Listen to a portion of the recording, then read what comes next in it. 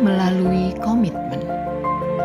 Selain daripada yang dinyatakan Roh Kudus bahwa penjara dan sengsara menunggu aku, tetapi aku tidak menghiraukan nyawaku sekalipun, asal saja aku dapat mencapai garis akhir dan menyelesaikan pelayanan yang ditugaskan oleh Tuhan Yesus kepadaku untuk memberi kesaksian tentang Injil kasih karunia Allah. Kisah Rasul 20 ayat 23 dan 24.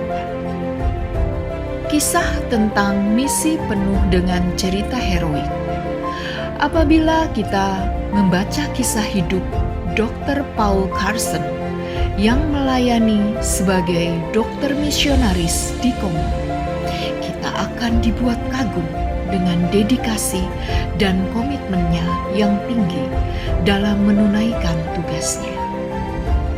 Hatinya penuh dengan belas kasihan untuk mengobati para pasien yang sakit berat, sebagaimana ia memberitakan Injil sebagai obat bagi penyakit dosa.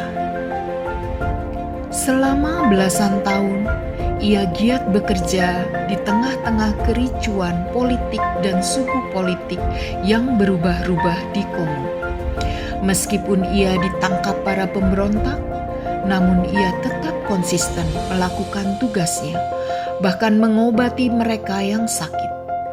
Sebelum dijatuhi hukuman mati, hamba Tuhan ini masih sempat menyelamatkan beberapa misionaris lainnya untuk meloloskan diri.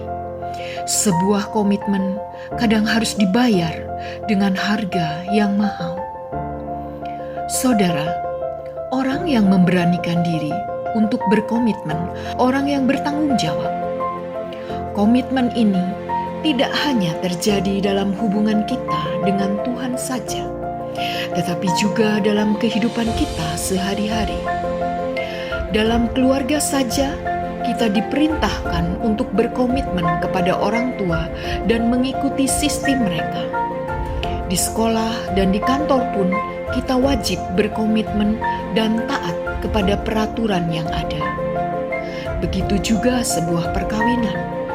Tanpa komitmen, tidak akan ada rumah tangga yang bertahan sampai belasan bahkan puluhan tahun.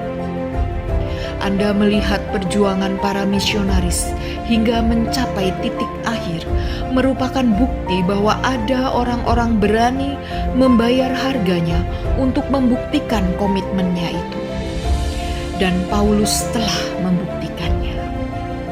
Jika bukan karena komitmen, Paulus tidak akan berani berkata, "Aku tidak menghiraukan nyawaku sedikit pun, asal saja aku dapat mencapai garis akhir dan menyelesaikan pelayanan yang ditugaskan oleh Tuhan Yesus kepadaku."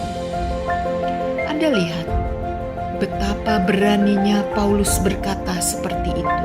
Saya yakin bahwa hanya karena komitmennya yang tinggi saja ia berani berkata seperti itu.